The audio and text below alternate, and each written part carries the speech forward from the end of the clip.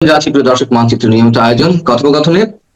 আপনারা হয়তো ইতিমধ্যে এই খবরটি পেয়েছেন যে বাংলাদেশ থেকে মানে বাংলাদেশের ঢাকার হাই কমিশন এবং অন্যান্য যে জায়গাতে যে সমস্ত ডেপুটি হাই কমিশন আছে সেখানকার কর্মীদের পরিবার পরিজনকে ভারতে চলে আসার নির্দেশ দেওয়া হয়েছে। গতকাল অর্থাৎ 20শে জানুয়ারি 2026 তারিখে রাত প্রায় 11টা নাগাদ ভারত সরকার বাংলাদেশে নিযুক্ত তাদের কূটনীতিক ও দূতাবাসের কর্মীদের পরিবার এবং নির্ভরশীলদের 72 ঘন্টার মধ্যে সাময়িকভাবে ভারতে ফিরে আসার নির্দেশ দিয়েছে। একটু আগে জানতে পারলাম ভারত ইতিমধ্যেই বিশেষ বিমান পাঠিয়ে এই যে এভাকুয়েশন অর্থাৎ তাদেরকে নিয়ে চলে আসা সেই ব্যবস্থাটাও করেছে। বলা বাহুল্য এটা চমকে দেওয়ার মতো খবর, কারণ 1971-এর পর থেকে আজ পর্যন্ত এই দীর্ঘ 55 বছরে এমন ঘটনা ঘটেনি। নানা সময়ে কিন্তু ঘটনা যে সব সময় ভারত বাংলাদেশের বন্ধুত্বের পক্ষে ছিল তা নয়। এমনকি শেখ হাসিনার আমলেও প্রায় 25 জন যে ভারতীয় বিএসএফ এর তাদেরকে ধরে নিয়ে গিয়ে তাদের মেরে ফেলে তাদের যে সেইগুলোকে তারা বাংলাদেশ বর্ডার গার্ডস তারা এইগুলো করেছে। তো তখনও কিন্তু এই ধরনের ঘটনা হয়নি। এমনকি যে পাকিস্তানের সঙ্গে ভারতের বেশ কয়েকটি যুদ্ধ হয়ে গেছে ইতিমধ্যে, এমনকি অপারেশন সিন্দুর চলাকালীন ভারত কিন্তু নো ফ্যামিলি স্ট্যাটাস বা পরিবারের কেউ পাকিস্তানের দূতাবাসে থাকতে পারবে না এমন নির্দেশ কিন্তু জারি করেনি। এমনকি আজ এই মুহূর্তে বাংলাদেশের ক্ষেত্রে যেমন পরিবারের কেউ থাকতে পারবে না সঙ্গে এই নির্দেশ জারি করলো ভারত সরকার, তখনও কিন্তু কর্মীদের স্ত্রীরা পাকিস্তানে ছিলেন, পাকিস্তানে আছেন, সেখানে নো চিলড্রেন স্ট্যাটাস বা বাংলাদেশের ক্ষেত্রে আদেশটি আরও করা হলো। পাকিস্তানে আছে নো চিলড্রেন স্ট্যাটাস, অর্থাৎ সেখানে স্ত্রী স্বামীর সাথে থাকতে পারবে, কিন্তু বাংলাদেশের ক্ষেত্রে আদেশটা আরও করা হলো নো ফ্যামিলি স্ট্যাটাস, ফ্যামিলির কেউ থাকতে পারবে না। হঠাৎ কি এমন হলো যার জন্য এই নির্দেশ? বাংলাদেশ এবং ভারতের সর্বত্র এই এক আলোচনা, হয়তো বাংলাদেশে আলোচনাটা বেশি আর ভারতের পশ্চিমবঙ্গেও এই বিষয়টা নিয়ে আলোচনা চলছে। কেন এমন ব্যবস্থা নিল ভারত? বাংলাদেশ থেকে আজ সকালে কয়েকটি ফোন এলো উদ্বিগ্ন জিজ্ঞাসাসভার, ভারত কি আক্রমণ করবে বাংলাদেশ?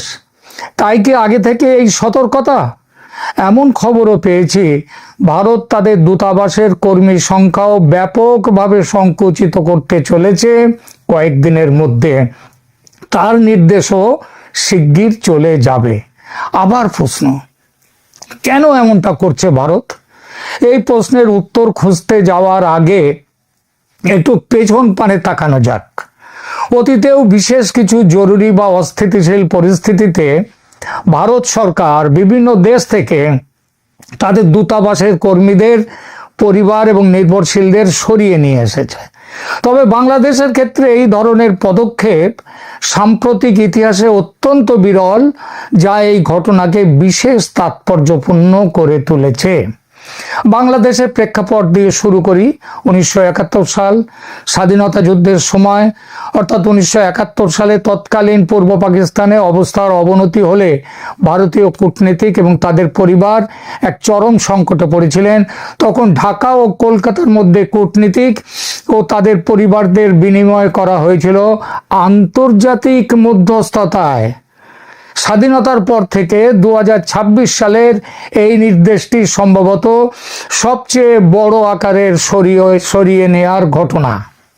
দ্বিতীয়, একটু পাকিস্তানের প্রসঙ্গে যাই। বাংলাদেশ এলে পাকিস্তানও আসছে, কারণ বাংলাদেশ যেমন আমাদের প্রতিবেশী, পাকিস্তানও তাই। 2001 সালের সংসদ ভবন হামলার পর সংসদে যে জঙ্গি হামলা হয়, তারপর ভারত পাকিস্তান সম্পর্ক তলানিতে চলে যায়। তখন ভারত পাকিস্তান থেকে তার হাই কমিশনারকে প্রত্যাহার করে এবং দূতাবাসে কর্মীদের পরিবারদের দেশে ফিরিয়ে আনে। এরপর 2016 সাল উরি হামলা, নাশকতাবাদী হামলা, তারপর দুই দেশের উত্তেজনা বাড়লে ভারত পাকিস্তানের ভারতীয় হাই কমিশনকে নন ফ্যামিলি পোস্টিং হিসেবে ঘোষণা করে, অর্থাৎ ফ্যামিলি থাকতে পারবে না পাকিস্তানে। এইটা 2016 সাল থেকে রয়েছে। মজার ব্যাপার হলো, নন ফ্যামিলি ঘোষণা করে যে এখানে লক্ষণীয় ব্যাপার হলো বর্তমানে পাকিস্তানের কূটনীতিকদের ক্ষেত্রে নো ফ্যামিলি পোস্টিং নেই, সেটা আছে নো চিলড্রেন পলিসি, অর্থাৎ তারা স্ত্রীকে নিয়ে যেতে পারবেন কিন্তু সন্তানদের নিয়ে যেতে পারবেন না।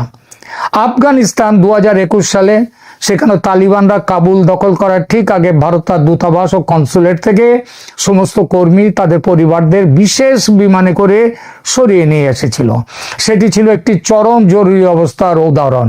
ইউক্রেন যুদ্ধ 2022 সালের ফেব্রুয়ারিতে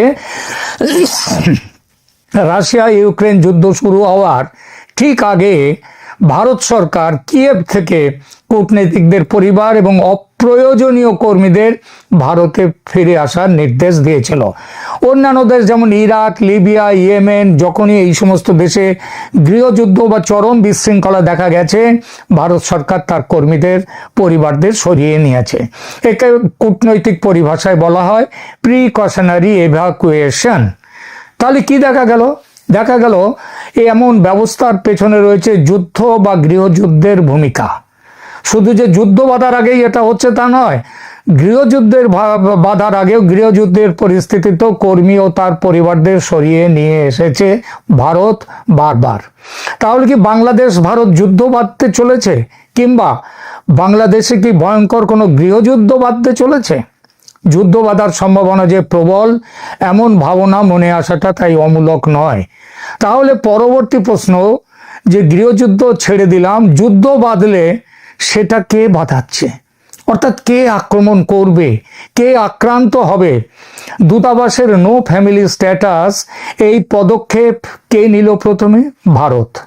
অতএব খুব স্বাভাবিকভাবেই সিদ্ধান্ত নেওয়া যায় ভারতের পক্ষ থেকে আক্রমণ করার সম্ভাবনাটা যথেষ্ট বেশি। আবার বাংলাদেশ নিজেও যে আক্রমণ করতে পারে তার পক্ষেও যথেষ্ট কারণ আছে। আমরা প্রথমে দেখি ভারত কেন আক্রমণ করতে পারে। এই নির্দেশের মূল কারণগুলো আগেই বলেছি, প্রিকশনারি মেজার, সতর্কতামূলক পদক্ষেপ। এর পেছনে আরো কিছু, ভারতের এই ব্যবস্থার পেছনে আরো কিছু উল্লেখযোগ্য কারণ আছে। যেমন নিরাপত্তা নিয়ে উদ্বেগ। বাংলাদেশে বর্তমানে রাজনৈতিক পরিস্থিতি এবং ক্রমবর্ধমান অস্থিরতার কারণে কর্মীর পরিবারের নিরাপত্তা নিয়ে ভারত সরকার উদ্বিগ্ন। আসন্ন সাধারণ নির্বাচন আগামী 12ই ফেব্রুয়ারির যে বাংলাদেশের জাতীয় সংসদ এবং গণভোট হওয়ার কথা রয়েছে, নির্বাচনের আগে সহিংসতা বা বিশৃঙ্খলার আশঙ্কায় এই আগাম সতর্কতা নেওয়া হতেই পারে। তৃতীয়ত, চরমপন্থী কার্যক্রম ও ভারত বিরোধী বিক্ষোভ। সাম্প্রতিক সময়ে বাংলাদেশে কিছু চরমপন্থী গোষ্ঠীর তৎপরতা বৃদ্ধি এবং গত ডিসেম্বর মাসে ওই শরীফ ওসমান হাদি হত্যাকাণ্ডের পর সৃষ্ট ভারত বিরোধী বিক্ষোভ এই সিদ্ধান্ত নিতে প্রভাব ফেলেছে।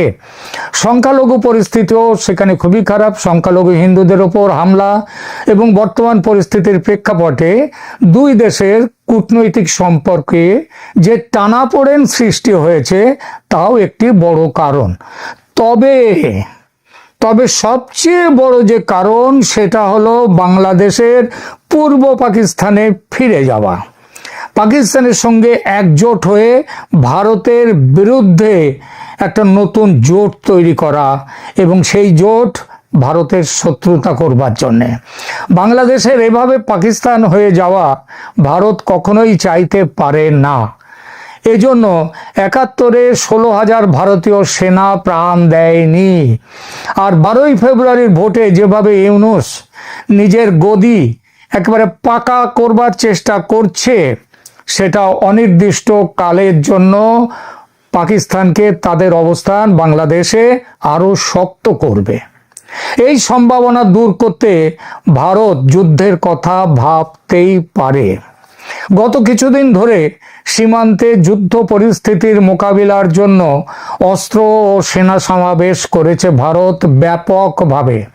মনে রাখতে হবে, ভারতের কাছে গোয়েন্দা সূত্র থেকে পাকা খবর 26শে জানুয়ারি রিপাবলিক ডেতে পাকিস্তানের আইএসআই এর বাংলাদেশি স্লিপার সেল, যার নাম ঢাকা সেল, সেই ঢাকা সেল বড় কোনো নাশকতা করতে পারে ভারতের রিপাবলিক ডেতে 26শে জানুয়ারি। আর দেশের মাটিতে নাশকতা করলে তার উত্তর সেই দেশ যে আক্রমণ করা, এটা এখন ভারতের নীতি। সেই নীতিতে ভারত যুদ্ধের কথা ভাবতেই পারে, যে কোনো মুহূর্তে ভারত ঝাঁপিয়ে পড়তে পারে। এটা ভাবার যথেষ্ট যুক্তিসঙ্গত কারণ আছে। পাকিস্তান সীমান্তের উত্তেজনাটা সম্পর্কে বলতেই হয়। এখানে পাকিস্তান আর বাংলাদেশ কিভাবে একজোট হয়ে এগিয়ে আসছে। গত ডিসেম্বর এবং এই জানুয়ারি মাসে জম্মু কাশ্মীর ও পাঞ্জাব সীমান্তে একাধিক ড্রোন অনুপ্রবেশ হয়েছে, অস্ত্র উদ্ধারের ঘটনা ঘটেছে। এছাড়া মার্কিন একটি থিঙ্ক ট্যাঙ্ক CFR তারা বলেছে যে 2026 সালে ভারত ও পাকিস্তানের মধ্যে আবার যুদ্ধ বাঁধার সম্ভাবনা রয়েছে। এবং ভারতের গোয়েন্দা সূত্রের খবর, পাকিস্তান পশ্চিম সীমান্তে লড়াই করবে ভারতের, আর বাংলাদেশ থেকে পূর্ব সীমান্তে লড়াই চলবে। বাংলাদেশের সঙ্গে সম্পর্কের টানাপোড়েন এখন অত্যন্ত শীতল পর্যায়ের মধ্য দিয়ে যাচ্ছে। সুতরাং পাকিস্তানের সাথে ষড়যন্ত্র করে পূর্ব সীমান্তে ভারতের সাথে লড়াই করাটা কিন্তু কোনো অবিশ্বাস্য ঘটনা বলে মনে নাও হতে পারে। এবার বলি, যুদ্ধের কথা ভাবতে পারে বাংলাদেশও কেন? প্রথমত, যুদ্ধ বাদিয়ে দিতে পারলে নির্বাচন করার দরকার হবে না। সেটা হলে ইউনূস সরকার থাকতে পারবেন ক্ষমতায় অনির্দিষ্টকালের জন্য। সুতরাং হয়ে যাক যুদ্ধ। প্রশ্ন উঠতে পারে, ভারতের সঙ্গে যুদ্ধের বাসনা কি বাংলাদেশের জন্য আত্মহত্যা নয়? ইউনূসকে সাহস দিয়েছে পাকিস্তান। খবর পেয়েছি পাকিস্তান সেই 71-এর মতো স্ট্র্যাটেজি নিয়েছে। পশ্চিম সীমান্তে তারা করবে যুদ্ধ, পূর্ব সীমান্তে যুদ্ধের দায়িত্ব বাংলাদেশের ওপর। আর তাদের সাহায্যে কে থাকবে? পেছন থেকে চীন নাকি সমস্ত রকমের সাহায্য, পরোক্ষ সাহায্য, সেগুলো প্রতিশ্রুতি দিয়েছে। আর গত কিছু মাস ধরে পাকিস্তান থেকে তো জাহাজে করে চট্টগ্রাম বন্দর হয়ে প্রচুর অস্ত্র বাংলাদেশে এসছে।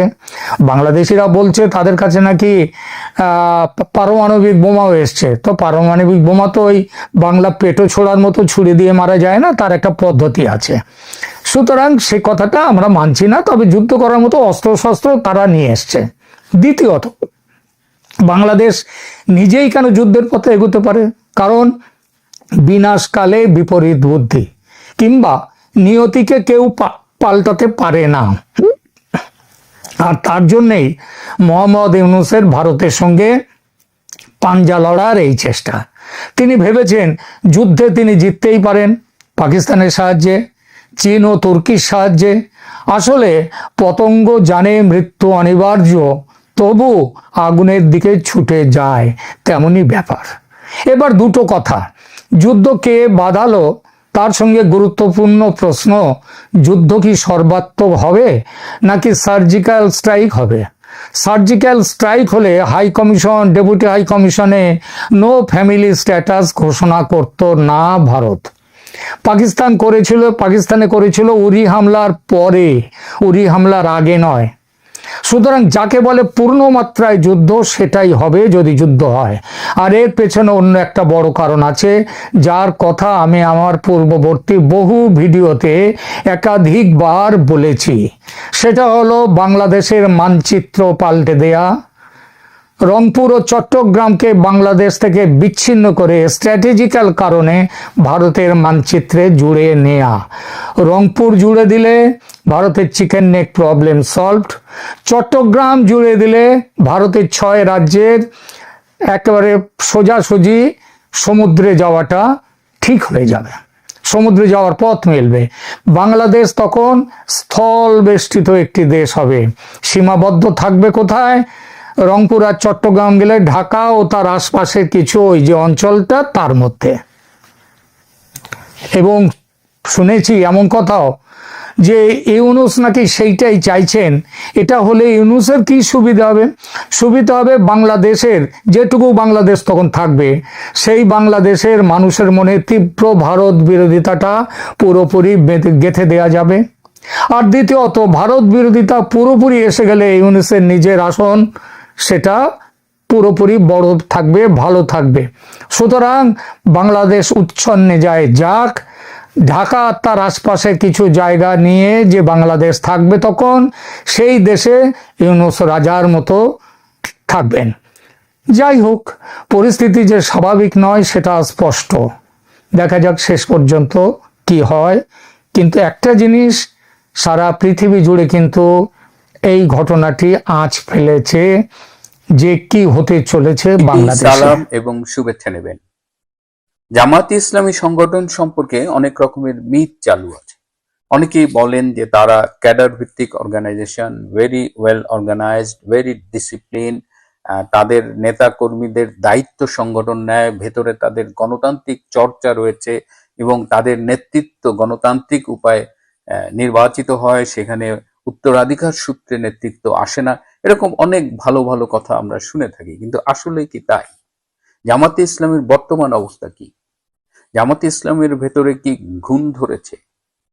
এখন বাতাসে কান পাতলেই শোনা যায় যে কেন্দ্রীয় পরিষদের মধ্যে নানা ধরনের বিভক্তি দেখা দিচ্ছে। জামাতে ইসলামের মগবাজার অফিসে, পার্টির কেন্দ্রীয় অফিসে, হেড অফিসে যদি আপনি খোঁজ নেন, সেখানে সম্প্রতি যে কেন্দ্রীয় পরিষদের মিটিংগুলো হচ্ছে, সেই মিটিংগুলো শুরু হয় ঠিকঠাক, কিন্তু প্রায় অধিকাংশ দিনই মিটিংগুলো শেষ হচ্ছে উত্তপ্ত বাক্য বিনিময়ের মাধ্যমে। কেন এই অবস্থা? কেন জামাত ইসলামের মধ্যে এই বিভক্তি? কারা করছে? কি নিয়ে এই বিরোধ? এত ওয়েল অর্গানাইজড একটা সংগঠন, কেন এটা নিয়ে এই অবস্থা?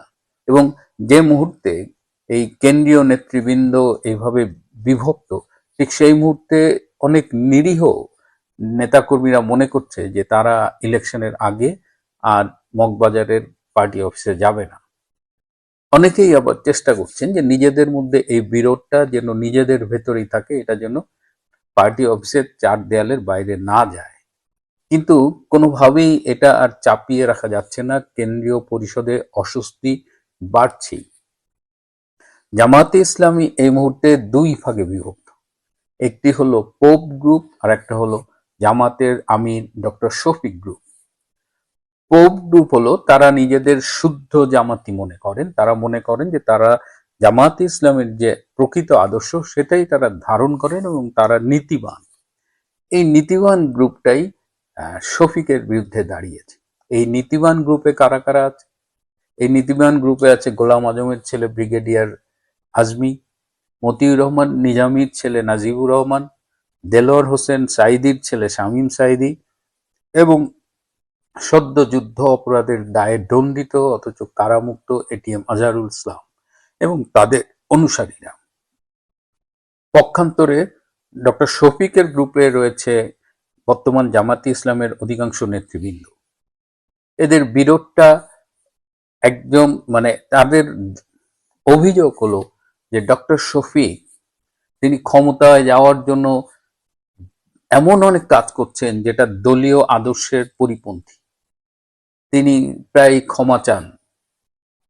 তিনি পারলে ৭১-এর ভূমিকার জন্য প্রকাশ্যে ক্ষমা চান, যেটা এই নীতিবান মূল জামাতি অংশ বা যুদ্ধ অপরাধীদের সন্তানদের যে অংশটা, তারা এটা কিছুতেই মানতে পারছেন না। এই যে নির্বাচন, এই নির্বাচনে জামাতে ইসলামের নমিনেশন নিয়েও এই পোপ গ্রুপ কিন্তু খুবই ক্ষুব্ধ। আমি আপনাদের একটা ছোট্ট ভিডিও ক্লিপ দেখাচ্ছি। গোলাম আজমের পুত্র ব্রিগেডিয়ার, যিনি একসময় বরখাস্ত হয়েছিলেন সেনাবাহিনীতে, তার একটা ভাষ্য শুনুন। আমির হামজার সাথে যে সম্পর্ক আছে, যে আমির হামজাকে যেহেতু নমিনেশন দিয়েছে তাতে বোঝা যায়। আমার বাবা যে জামাত করেছেন সেই জামাতে আমির হামজার নমিনেশন পাওয়ার মতো যোগ্য লোক নয়। আমির হামজা আমাকে নিয়ে আমার পারিবারিক বিষয় নিয়ে সমালোচনা করেছে কোন একটা ওয়াজে। আমির হামজা, জি, দিনাজপুর জেলায়। এবং ওখান থেকে আমাকে লোক জানিয়েছে ওয়াজ মাহফিলের মানুষকে দিনের কথা বলা। আমির হামজা হিন্দি সিনেমার সুন্দরী নিয়ে কথা বলেছেন। জামাত ইসলামে এই ধরনের লোক থাকার কথা নয়। এই যে মানে আমির হামজার নমিনেশন নিয়ে একদম প্রকাশ্যে কথা বলছেন ব্রিগেডিয়ার আজমি, তো এরকম অনেক বিষয়, এবং এই যে বিভক্তি, এই বিভক্তির খবরটা কিন্তু মাঠ পর্যায়ে অনেক প্রার্থীর কাছে চলে গেছে, এবং যাদের কাছে এই খবরগুলো যাচ্ছে এটা তো তাদের জন্য খুবই হতাশাব্যঞ্জক। রিসেন্টলি আবার এই যে নির্বাচনী জোট থেকে যে চরমনায়ের ইসলামী আন্দোলন বেরিয়ে গেল, এটার জন্য পোপ গ্রুপ ডক্টর শফিকদের একগুঁয়েমিকে দাবি করছেন। শুধুমাত্র যে একগুঁয়েমি না, বিভিন্ন সিদ্ধান্ত গ্রহণের ধীর গতি, ওলামায়ে কেরামদের প্রতি অবজ্ঞা, তাদের সাথে দূরত্ব সৃষ্টি করা, এসব নানা অভিযোগ আনছেন এই পোপ গ্রুপ ডক্টর শফিক গ্রুপদের বিরুদ্ধে। এবং তারা ঠিক করেছে যে ডক্টর শফিক যেভাবে জামাতে ইসলামকে নেতৃত্ব দিয়ে ভুল পথে চলে যাচ্ছেন, সেইখানে তারা আর এই সংগঠনের সাথে থাকবে না, এবং তারা নতুন করে বাংলাদেশ ইসলামী মুভমেন্ট নামে একটি সংগঠন করবে। এবং এই সংগঠন গড়বার লক্ষ্যে তাদের তৎপরতা কিন্তু অলরেডি শুরু হয়ে গেছে। এখন এই যে জামাতে ইসলামের এই যে বিভক্তি, এইটার ইম্প্যাক্ট ছাত্র শিবিরের উপরে কিভাবে পড়বে, শিবিরের নেতাকর্মীরা এটা কিভাবে নেবে, নাকি শিবিরের নেতাকর্মীর তোপের মুখে পড়বে, এই কারা পড়বে, এই পোপ গ্রুপ না ডক্টর শফিক গ্রুপ, এটা নিয়েও কিন্তু এখন আলোচনা হচ্ছে। পোপ গ্রুপ মনে করছেন যে ডক্টর শফিক গ্রুপ অনেকটা সুবিধাবাদী অবস্থান গ্রহণ করেছেন, এবং তারা ক্ষমতায় যাওয়ার জন্য মরিয়া হয়ে উঠেছেন। তারা যুদ্ধ অপরাধের দায়ে দণ্ডিত যেসব জামাত নেতা, যারা বাংলাদেশে জামাতের রাজনীতিকে স্টাবলিশ করেছেন, তাদের ব্যাপারে এই ডক্টর শফিক গ্রুপরা কিন্তু একটু দূরত্ব মেনটেন করছেন। এইটা এই যুদ্ধ অপরাধের দায়ে যাদের ফাঁসি হয়েছে তাদের পরিবারের সদস্যরাও খুব স্বাভাবিকভাবে নিতে পারছে না। তো এই যে, আর ডক্টর শফিক, তাকে মনে করা হচ্ছে যে সে পিওর জামাতি না, কারণ সে এসেছে জাসদের রাজনীতি করে। তিনি স্বাধীনতার পরে জাসদের রাজনীতি করতেন, এবং তার ডিভোশন, জামাতের আদর্শের প্রতি ডিভোশন নিয়ে এই পোপ গ্রুপের মনে সন্দেহ আছে, এবং তারা মনে করছে যে তিনি জামাতকে মূল রাজনীতি থেকে বিপথে নিয়ে যাচ্ছেন, ডিরেইল করছেন। তো এই অবস্থায় এখন নির্বাচন